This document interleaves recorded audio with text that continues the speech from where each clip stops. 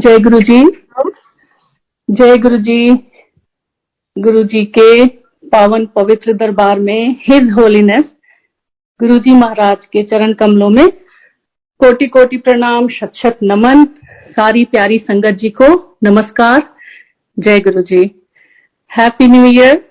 गुरु जी महाराज आपको नए साल की बहुत बहुत बधाइयां और सारी प्यारी संगत जी को भी नए साल की बहुत बहुत बधाइयां। गुरु जी महाराज के सामने ये बोलना मतलब मैं क्या बोलूं, ऐसा लगता है कि हम गुरु जी को अपने जो ह्यूमन डेफिनिशंस हैं समय की सीमाओं में बांध रहे हैं, जो समय देश काल सारी सीमाओं से परे हैं, beyond the boundaries of time, distance and space. उनको हम हैप्पी न्यू ईयर भी बोलते हैं, उनके साथ सारे त्योहार भी मनाते हैं। वो इसलिए क्योंकि गुरु जी ने हमारे लेवल पे आके, हमारे लिए इस धरती पे आके हमें ये लीला दिखाई और हमें ये मौका दिया कि हम ऐसा कर सकें। नहीं तो उस अनंत, उस विराट को हम देखना तो बहुत दूर की बात है, उसके बारे में जान भी नहीं सकते थे।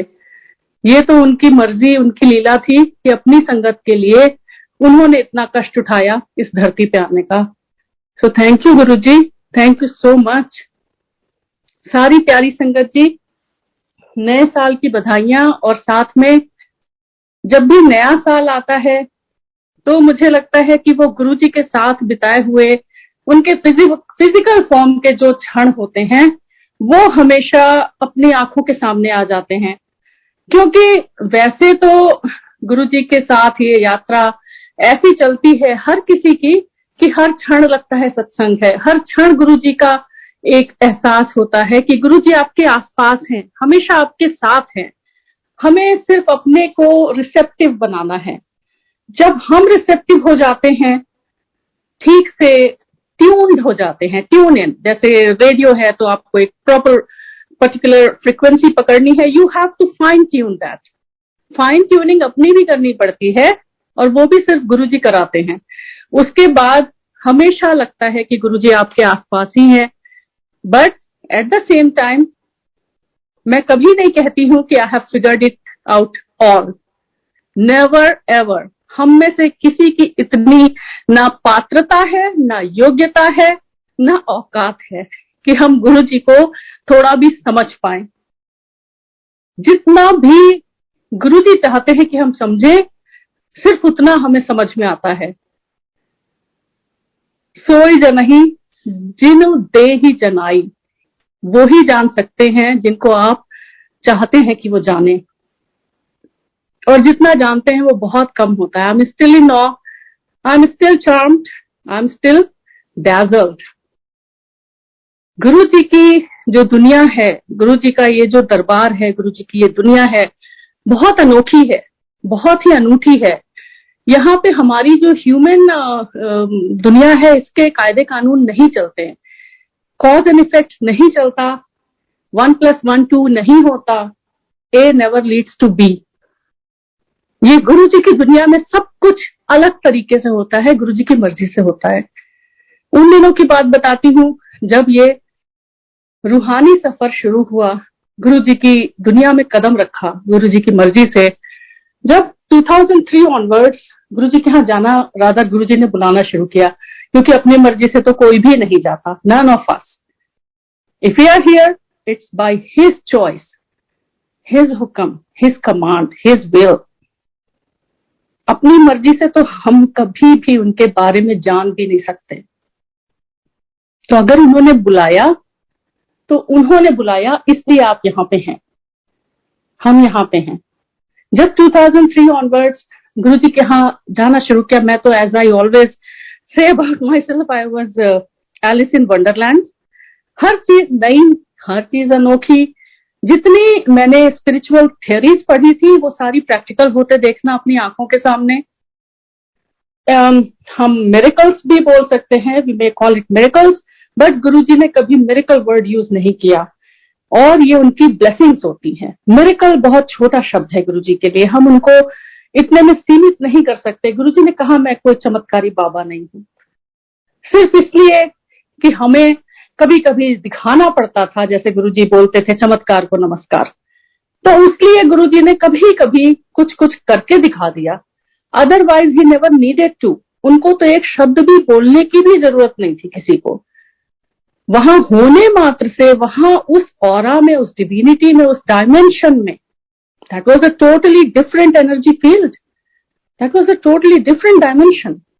वहां होने भर से आपके कितने कल्याण गुरुजी कर देते थे और अभी तक कर रहे हैं। उनकी उपस्थिति में सारी चीजें, सारे आपके जो भी मसले हैं, इश्यूज हैं, जो भी है आपके लाइफ में, अपने आप things start falling into place, life starts getting sorted, और सब कुछ लगता है कि गुरुजी अपने आप से करवा रहे हैं। तो उन दिनों भी जब जाते थे एम्पायर स्टेट, हार्डली गुरुजी किसी को खड़ा करते थे सत्संग करने के लिए। ऐसा नहीं है कि हर दिन, हम तो थर्सडे टू संडे गुरुजी की ऐसी मेहर थी, हमें कभी बोला नहीं गया एक पर्टिकुलर दिन आना है, तो हम थर्सडे टू संडे हमेशा, एक वो जो मन में बस गुरुजी ने डाल दिया था, जुनून था कि बस जाना ही जाना है।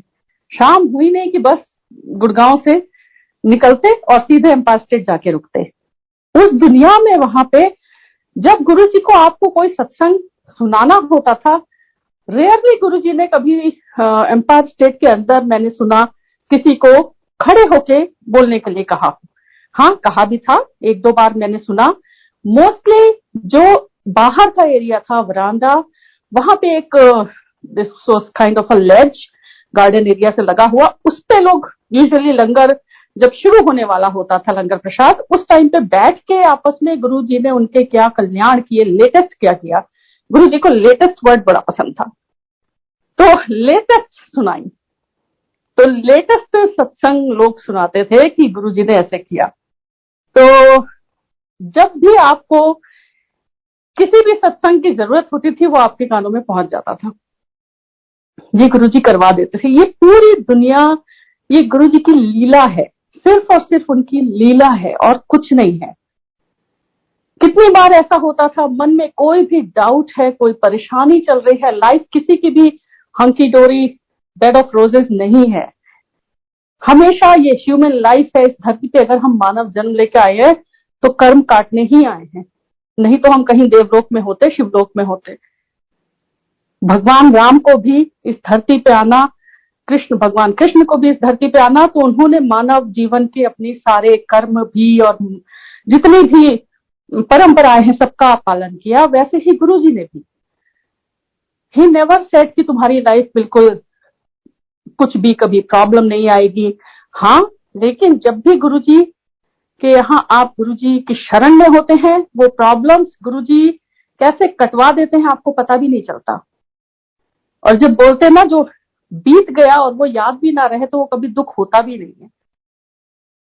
उन दिनों जब गुरुजी के यहाँ जाते थे, गुड़गांव में नए नए सत्संग शुरू गुरुजी ने करवाए। मतलब गुरुजी फिजिकल फॉर्म में अपने चोले में थे और गुरुजी ने आज्ञा दी कि गुड़गांव में सत्संग होंगे। सत्संग का फॉर्मेट भी गुरुजी ने बताया कैसे होना है। सत्संग का एक पर्टिकुलर प्रोटोकॉल होता है, वो सबको एम्पायर स्टेट जा जाके, एक तो गुरुजी ने प्रैक्टिकल सिखा दिया था, दूसरी चीज की गुरुजी ने खुद भी बताया। शब्द बाणी सबसे पहला, first and foremost, the most important part of the सत्संग, शब्द बाणी। सिर्फ और सिर्फ वो शब्द बाणी जो गुरुजी अपने सामने चलवाते थे, क्योंकि वो गुरुजी ने हैंड पिक किए, क्योंकि वो गुरुजी ने हमारे लिए चुने। इतने शब्द को शफल करके सुन के फिर वो हमारे लिए गुरुजी ने चुने, क्योंकि उसमें ही हमारा कल्याण है।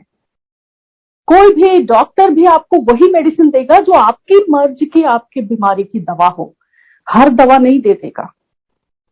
तो उसी तरह गुरुजी ने कुछ पर्टिकुलर, आज कितना सुंदर शब्द, ये बड़े मंदिर के प्लेटफॉर्म में जब भी शब्द चलते हैं वो पूरा सीन रिक्रिएट हो जाता है, वो पूरा मैजिक रिकिंडल हो जाता है। फिर से गुण गावा दिन रात, सिर्फ गुरुजी के गुण गा के, गुरुजी की उस्तत करके ही हम अपनी जिंदगी को इतना इतना सफल बना सकते हैं जिसकी कोई सीमा नहीं है। तो उस समय जब गुड़गांव में सत्संग शुरू हुए तो यूजुअली सत्संग का जो पैटर्न था, शब्द वाणी चलती थी गुरु जी के यहाँ, जो चलती थी वो चाय प्रसाद, बहुत सिंपल, सिर्फ चाय प्रसाद, नो स्नैक प्रसाद साथ में, जैसे गुरु जी के एम्पायर स्टेट में होता था, कांच के ग्लास में, सेम पैटर्न में, सेम वही सारे लोग जो वहां एम्पायर स्टेट में दिखते थे, वो वही सारे लोग गुड़गांव के सत्संग में होते थे, वही सेम फॉर्मूला, वही सेम पैटर्न फॉलो करते थे कि वही वैसे ही चाय प्रसाद एकदम डिसिप्लिन में लाइन से सब बैठेंगे और सबको चाय प्रसाद सर्व होगा, कोई अपनी जगह से हिलेगा नहीं, कोई बात नहीं करेगा, बिल्कुल टू द टी, जैसा डिसिप्लिन एम्पायर स्टेट में होता है वैसा ही वहां पे फॉलो होता था। ये वी हैव विटनेस्ड, हमने अपनी आंखों से देखा और वहां पे हम खुद भी we were a part of it, we participated in that. Now Guruji ने जब सत्संग करवाया तो बाद में खड़े होकर लोग अपने जो गुरुजी ने उनके कल्याण किए हैं वो बताते थे। I was one of them. हालांकि गुड़गांव में कई बार, मतलब मैं बहुत ज्यादा तो नहीं, सत्संग में जब गुरुजी की मर्जी थी जाते थे, नहीं तो एम्पायर स्टेट ही जाते थे। तो जब भी खड़े होकर मैं सत्संग शेयर करती थी, ट्रस्ट में मुझे लगता था मैं क्या बोलूं, मतलब गुरुजी तो इतने इतने इतने महान है, मैं क्या बोलूं। जो मुझे मेरी लिमिटेड ह्यूमन इंटेलेक्ट से समझ में आता था कि गुरुजी ने मेरा ये कल्याण किया है, मैं उसको बता देती थी खड़े होके। बहुत ही इनफॉर्मल, बहुत ही इम्प्रॉम्प्टू ऐसे सत्संग होते थे। और गेस व्हाट, गुरुजी को एम्पायर स्टेट में बैठे बैठे पता रहता था किसने क्या बोला सत्संग में। गुरुजी को वहां एम्पायर स्टेट में बैठ के पता रहता था अपनी गद्दी पे कि आज गुड़गांव में फलाने के घर सत्संग हुआ है, वहां पे ये लोग आए हैं, ये संगत, और वहां पे इसने ये बोला, एक एक शब्द इन वर्बेटिम। तो ये गुरुजी हैं जो सर्वव्यापक हैं, हर जगह हैं, ओमनी प्रेजेंट हैं। तो ये कौन है? सिर्फ ईश्वर ऐसा कर सकते हैं, एक साथ कई जगहों पे उपस्थित होके, बिनु पल चले सुनहि बिन काना, कर बिनु कर्म करे विधि नाना। ये गुरुजी हैं हमारे। हमारे इतने कितने जन्मों के सौभाग्य जगह होंगे जो हमें गुरुजी ने अपनी शरण में लिया है। उन दिनों में बड़े मंदिर, हमारा बहुत ही लगाव हो गया था बड़े मंदिर से, क्योंकि एक तो एम्पायर स्टेट में एक ऑब्वियसली रेजिडेंशियल प्रॉपर्टी है, सुधा आंटी का घर था, तो जो स्पेस है, हालांकि गुरुजी के सामने सब कैसे उसी स्पेस में फिट हो जाते थे, एडजस्ट हो जाते थे, कितनी भी संगत आ जाए पता ही नहीं लगता था कैसे गुरुजी एडजस्ट करा देते हैं। सब उतने ही डिसिप्लिन में बैठते थे, उतने ही डिसिप्लिन में लंगर प्रसाद करते थे और शब्द वाणी सुनते थे। कभी ऐसा लगा नहीं कि कहीं कोई डिस्कम्फर्ट हो रहा है, कभी भी नहीं। जहां बैठ जाते थे वहीं पे अच्छा लगने लगता था। सीढ़ियों पे बैठे हैं तो वहीं पे लग रहा है यार कितना कंफर्टेबल होके बैठे हुए हैं। जबकि अब सोचती हूं तो लगता है रियली मैं अपने फुल टर्म प्रेगनेंसी में वहां पे जाके ऐसे गुरुजी के सामने फ्लोर पे चौकड़ी मार के उस ध्यान की अवस्था में कैसे बैठती थी। लेकिन ये गुरुजी करवाते हैं, आपके सारी शारीरिक मानसिक अवस्थाओं को वो अपने हाथ में रखते हैं। आपको कुछ महसूस भी नहीं होने देते कि कहीं कोई दुख तकलीफ या कोई डिस्कम्फर्ट है भी तो वो गुरुजी के सामने आपको नहीं महसूस होगा।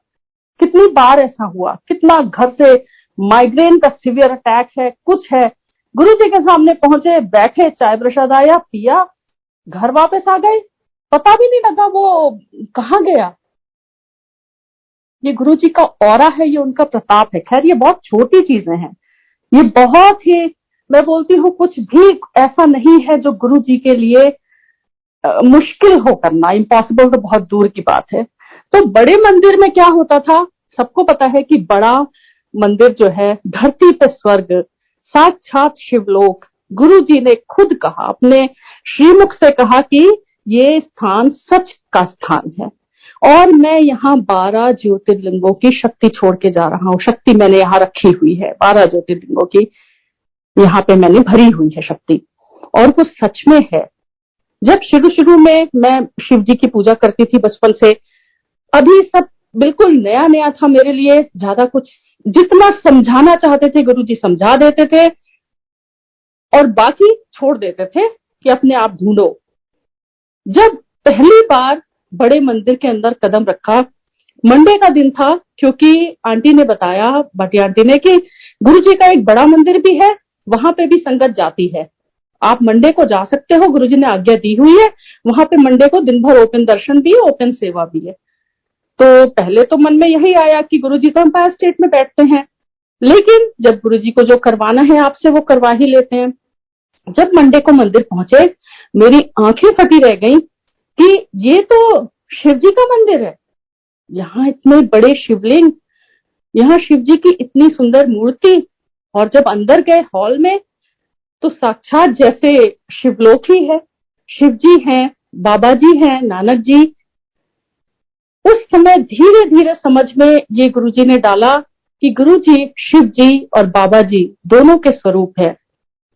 जब बैठ के वहां पे गुरुजी के सामने गुरबानी शब्द वाणी गुरुजी चलवाते थे, वो सुनते थे।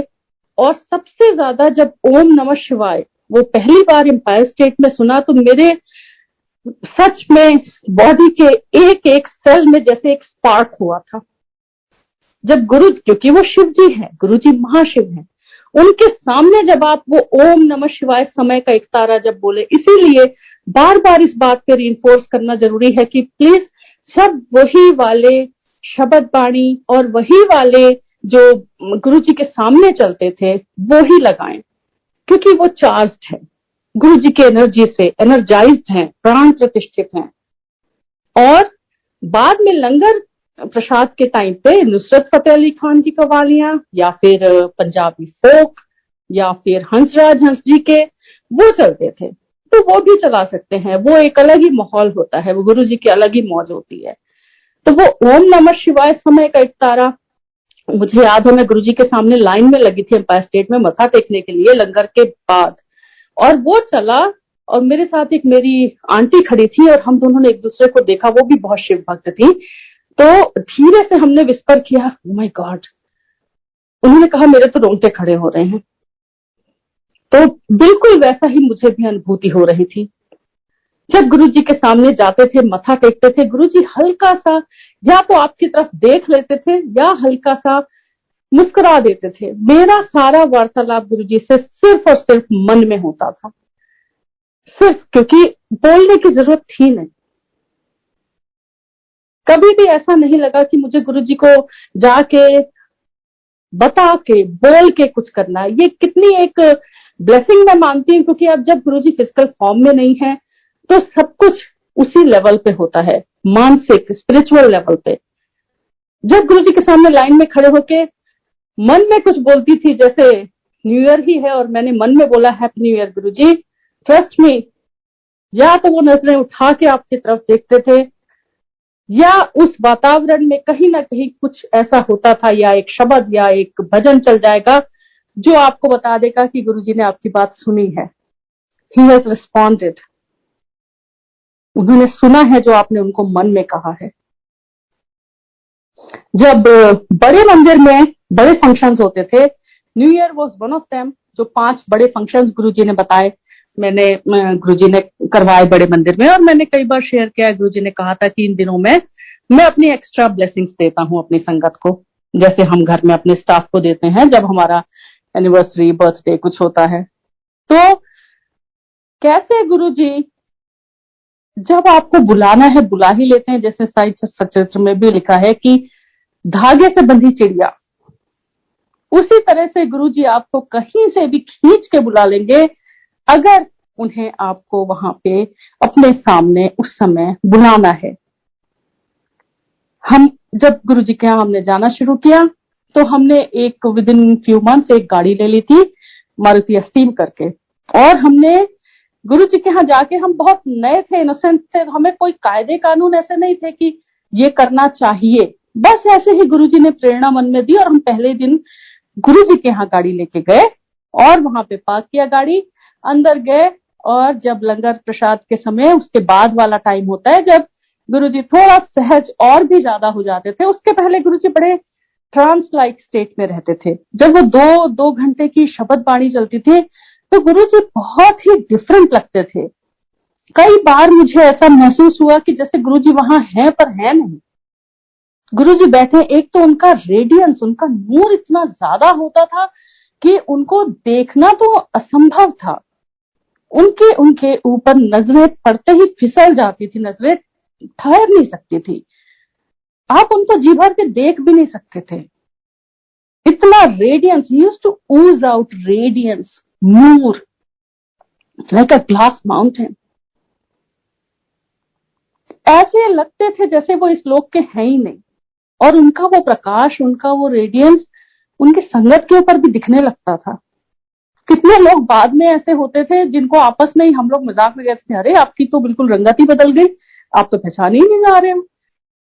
क्योंकि वो गुरु जी का नूर है जो संगत पे भी दिखाई पड़ता है।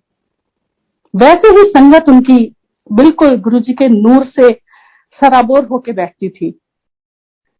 और जब गुरु जी के सामने पहुंचते थे, गुरु जी या तो आपको हल्का सा मुस्कुरा के या कभी हाथों के इशारे से हाथ अपना, कितनी बड़ी बात है कि गुरु जी हाथ ऐसे अपने आपस में मिला देते थे जैसे वो आपके नमस्कार का जवाब दे रहे हो।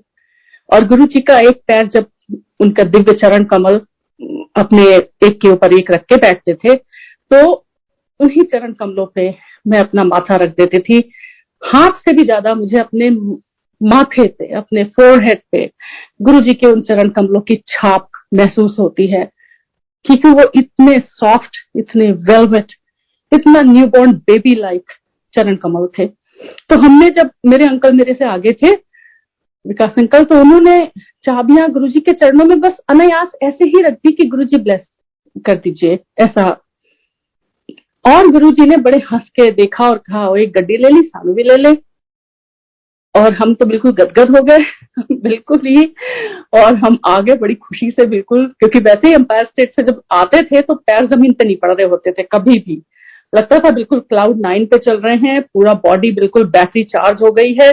संडे नाइट हमेशा रहती थी, लेकिन मंडे मॉर्निंग हमेशा बड़े ही एनर्जाइज होके उठते थे पूरा वीक।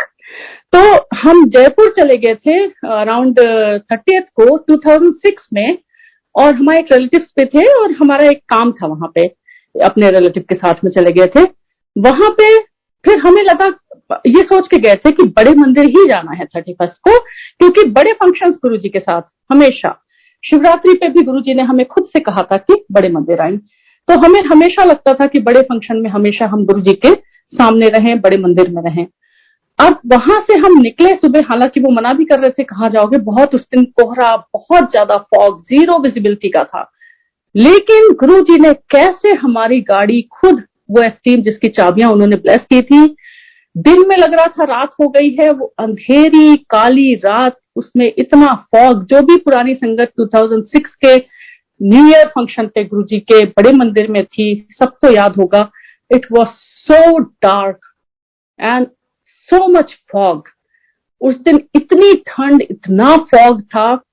लेकिन जब वो काली रात खत्म हुई और गुरुजी के मंदिर में पहुंचे, बड़े मंदिर में, सारा मंदिर जगमगा रहा था, जश्न का माहौल था। 12 नहीं बजे थे, अभी 11 बजे के आसपास हम पहुंचे थे। पता ही नहीं लगा कि ये 10-12 घंटे की थकान कहाँ चली गई। गुरुजी के दर्शन मात्र से, गुरुजी के सामने होने भर से, उनकी उपस्थिति भर से वो सारी थकान गायब, कुछ पता नहीं लग रहा, फिर से वैसे ही रिचार्ज्ड। गुरुजी के सामने ठंड भी नहीं लगती थी, मुझे तो कभी नहीं लगी। दिल्ली में कड़ाके की 31st नाइट में आउटडोर्स कोई भी कुछ भी कर सकता है कभी? दिल्ली की जो बोन चिलिंग विंटर्स होती है सबको पता है, और बड़े मंदिर का पूरा इंतजाम खुले में होता है। उस दिन भी सारा कुछ खुले में ही था, आउटडोर्स, ओपन एरियाज में, जो गार्डन एरिया है वहां पे लंगर प्रसाद, सब लोग, किसी को कोई चेहरे पे शिकन नहीं कि ठंड लग रही है। I wore a sari that day also and I never felt कि मुझे ठंड लग रही है। ये गुरुजी का ऑरा, उनकी वार्मथ है ये उनका कोकून है जिसमें आप रहते हैं, उनका एक सुरक्षा का घेरा है हमारे सबके आसपास। हम सबके चारों तरफ उनकी सुरक्षा का एक घेरा चलता है। Now this is something very subjective, ये मेरा अपना personal individual perception, my own experience है। इसलिए मैं पहले तो सबसे पहले कभी भी संगत को आपस में मैसेजेस देने के लिए कभी इनकरेज नहीं करना चाहिए कि हमारे ड्रीम में आके गुरुजी ने आपके लिए ये कहा है। तो अगर आपके लिए कहा है तो वो गुरुजी से डायरेक्ट कनेक्शन बनाए, उनका भी गुरुजी जरूर, अगर उनके लिए अच्छा है तो स्वप्न में उनको भी आएंगे, और नहीं भी आते तो कोई बात नहीं, डजंट मीन कि हम गुरुजी से कनेक्टेड नहीं है। मैं जब भी गुरुजी मुझे स्वप्न में दर्शन देते हैं, मैं कभी बताती नहीं, शेयर नहीं करती, क्योंकि मुझे लगता है ये गुरुजी और मेरे बीच की बात है। हमेशा अपने बहुत विराट रूप में दर्शन देते हैं। विराट मतलब he is humongous, he is like sky तक, पूरे आसमान तक उनके दर्शन, जैसे बहुत बड़े वाले गणपति जी होते हैं उस तरह से बैठे हुए, इतने विराट रूप में, इतने विराट रूप में, क्योंकि वही है वो महाशिव। तो अभी गाड़ी से मुझे हमेशा वो सुनहरी यादें हैं। इस बार अभी लेटेस्ट, अभी हम विंटर क्रिसमस वेकेशन पे यहाँ पे कोलोराडो करके स्टेट है, वहां हम ड्राइव करके गए। Drive is long drive is something you know we both enjoy, and Guru ji ने भी चाबियां ब्लेस करके हमारा थोड़ा ज्यादा कॉन्फिडेंस बढ़ा दिया है, तो इसलिए हम गए, और वो काफी दूर है। फिर वहां पे गए, काफी गुरु जी ने बहुत ऐश भी कराई, बच्चों ने काफी स्नो एंजॉय किया, एंड देन वी डिसाइडेड, वहां पे एक स्नो ब्लिजर्ड आ रहा था, then we'll start driving now back home. जब हम घर की तरफ आ रहे थे, और वो काफी लंबा ड्राइव है, अराउंड 15-16 आवर्स, अचानक से लाइक रात हो गई थी, बिल्कुल वैसे ही जैसे उस दिन 31 का मैं सत्संग बताती हूँ कि रात थी बिल्कुल। पूरी रात ड्राइव करते रहे, अराउंड 2:30-3 बजा होगा सुबह का, जो wee hours of the morning, Amrit vela का टाइम होता है। मैंने एक शब्द लगाया और गुरुजी को याद करने लगी कि गुरुजी ये वही समय है जब हम कभी बड़े मंदिर से लौटते थे बड़े फंक्शंस के बाद, और हमेशा इस समय में गुरुजी बहुत ब्लेस करते हैं। अगर आप अपने आप से कर सकें, there is no like rule for that, but अगर गुरुजी आपको याद दिलाते हैं तो जरूर करें। और मेरी बस मैं याद कर रही थी गुरुजी को कि गुरुजी ये वही समय है, सब कुछ इतना डिवाइन लग रहा है, सब कुछ वैसे ही लग रहा है, और बस मैंने याद ही किया, there was a cop car behind us, वो कहां से आ गए पता नहीं लगा, एंड सडनली यू नो उन्होंने द लाइट्स स्टार्टेड ब्लिंकिंग, इन्होंने रुकने का इशारा किया। Of course my uncle was driving, he was not over speeding, he was totally fine. वो जो कॉप था वो मेरे साइड की विंडो पे आया, एंड मैंने विंडो जब नीचे किया तो पता लगा, अचानक से मेरी आधी नींद वाली अवस्था में मेरी नजरें गई, and trust me on this, he was Guruji. मैं ये चीज बता नहीं सकती हूँ, क्योंकि वो नजरें मैं भूल नहीं सकती हूँ। वो रूहानी उनकी नजरें, वो इतनी डीप इंटेंस आईज, वो उनकी पेनिट्रेटिंग आईज जो आपकी सोल में उतर जाती हैं, वो नजरें, वो आप जिंदगी भर नहीं भूल सकते। And he was smiling just like Guruji, बिल्कुल वो शरारती अंदाज में उन्होंने कहा, एक बस 2 मिनट का इंटरेक्शन था, आर यू ऑल राइट, आप टायर्ड हो क्या? नहीं। मैं बस, मेरा मुंह खुला का खुला रह गया आश्चर्य से। मैं कभी अपना मोबाइल देख रही हूँ जिसमें गुरुजी का स्वरूप है, कभी उनकी तरफ देख रही हूँ, and with in 2 minutes he was like vanished. मैं बता नहीं सकती हूँ कि ये क्या था, लेकिन गुरुजी आपको कहीं भी दर्शन दे सकते हैं। My kids were sleeping, only uncle was driving, लेकिन ये एक ऐसी अनुभूति थी जो मैं जानती हूं कि क्या थी। इसलिए never ever think that Guruji has abandoned us, Guruji has deserted us, never. He can never do that. हम सब उनके लिए बहुत प्यारे हैं। He loves us. जब गुरुजी ने समाधि ले ली थी, सबकी जो हालत थी सबको पता है, won't go into details, not to you know good thing to talk about. लेकिन रघु राय अंकल का कैलेंडर मिला था हम सबको याद होगा पुरानी संगत को। रघु राय अंकल के कैलेंडर में एक तो वो ही थे, he was the only one जिनको परमिशन थी गुरुजी के सामने बैठ के कैमरा निकाल के गुरुजी के स्वरूप को, गुरुजी के फोटोग्राफ्स क्लिक करने का।